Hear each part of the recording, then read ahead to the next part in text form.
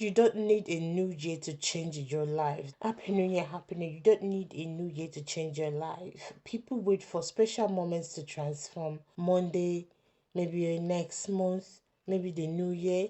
But real change rarely begins dramatically. It begins quietly with a decision. One habit, one honest moment. This year, many people are addicted to planning change instead of practicing change. They talk about goals constantly but avoid consistent actions, and consistency is where transformation actually lives. Your life changes through repetition, not inspiration alone, not motivation alone. Daily choices shape your destiny. So the problem is small action feels insignificant in the moment, but repeated long enough, they become identity. One worker becomes discipline, one saved dollar becomes stability, one honest conversation becomes healing. You don't need a perfect time to start improving your life. You need willingness, because waiting for perfect condition often becomes another form of procrastination. The future you want is built in ordinary days, not dramatic moments. So start now, start imperfectly, start small, but start. Just start. My challenge is choose one small area of your life to improve today and commit to consistent action for the next 30 days without waiting for perfect timing. Being needed is not the same as being loved. For the fact people are crowding around you and you feel, all of that, maybe they need you, but that doesn't mean you're loved. Maybe your position, maybe, so that's something they need. Being needed doesn't mean you're loved. Some people confuse usefulness with love. If people need them, they feel valuable, so they overgive, over sacrifice, overextend themselves, and eventually they become emotionally exhausted trying to end connection. But hear this carefully: being needed is not the same as being loved. Some people only keep you around for what you provide. They keep you around for your support, your attention, your emotional labor.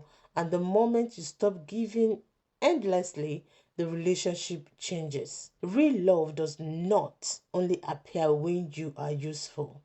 Real love respects your humanity. So they respect your rest, your boundaries, your emotions. This year, many people are emotionally drained because they build relationships around constant self sacrifice.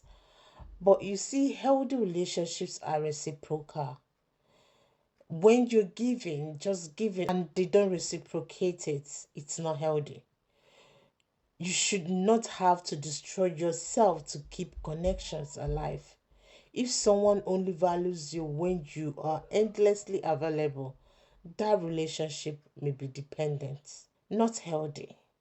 You deserve relationships where your presence matters, not just your usefulness. And that begins with believing your words is deeper than what you provide to others. So my challenge is pay attention this week to relationships that only functions when you overextend yourself, and begin creating healthier balance. Your system, your body remembers what your mind tries to engineer. You can tell yourself you're fine, but your body often tells the truth first. The headaches, the exhaustion, the anxiety, the tension. Your body your body remembers what your mind tries to suppress. This year, stress has become so normalized that many people don't even recognize how overwhelmed they actually are. Constant pressure changes the body, lack of rest changes the body, emotional overload changes the body. You are never designed to live in permanent survival mode. But many people do. They always stay alert, always anxious, always emotionally preparing for the next problem. I needed to laugh. And eventually the body reacts. Not because you're weak, because you're human. Healing is not only mental, it's physical too. Rest really matters, so breathing matters as well. Safety matters. Your body needs moments where it feels calm enough to stop surviving, just to rest. That's why slowing down matters. That's why boundaries matters. That's why emotional support matters, because your body cannot heal in constant chaos. So my challenge is to do one intentional calming activity every day this week. Deep breathing, maybe walking, maybe stretching, maybe meditation, or even quiet reflection, and notice how your body responds.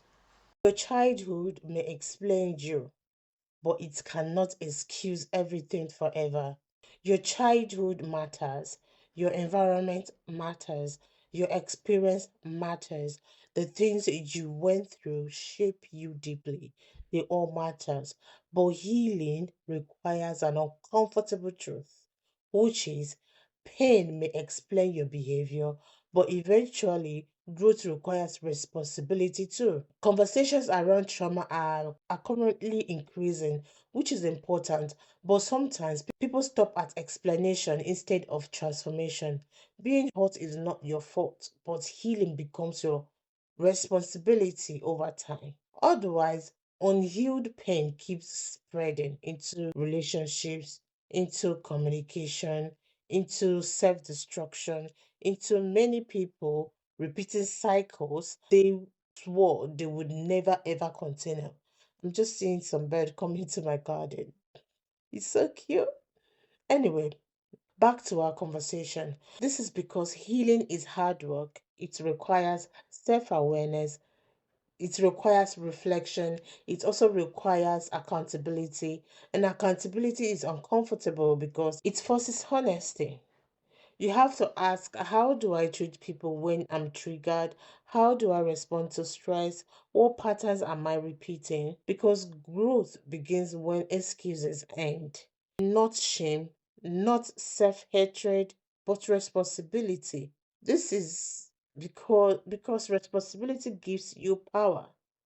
It reminds you that your future is not permanently controlled by your past. You can learn healthier habits, healthier communications, healthier coping mechanisms, but only if you stop running from the work healing requires. So, my challenge is identify one unhealthy pattern in your life that may come from past pain and begin actively working on changing it this month. Some people are smiling through some issues. Maybe depression. Not everybody who is struggling looks broken. Some people smile every day, laugh loudly, show up consistently, and still go on feeling empty. That's what makes mental health so serious. Pain does not always announce itself visibly. Many people have mastered the act of looking away. They know how to perform wellness, how to keep conversation surface level, how to avoid being a burden so they don't suffer quietly. And because they still function, people assume they are fine. But functioning is not the same as healing. A person can go to work every day and still feel emotionally exhausted. They can post online constantly and still feel deeply alone. Sometimes the strongest looking people are carrying the heaviest emotional weight silently. That's why kindness matters. That's why checking in matters. Not everyone needs solution immediately. Sometimes they need presence, they need patience, they need understanding. And if you are the one struggling silently, hear this clearly. You do not have to earn support by completely falling apart first. You deserve help before the breakdown because your well being deserves attention early, not only during crisis. Your feelings matters even when nobody can physically see them. Invisible pain is still real pain. So my challenge is reach out honestly to someone this week, either checking on them deeply or to admit that you need support yourself.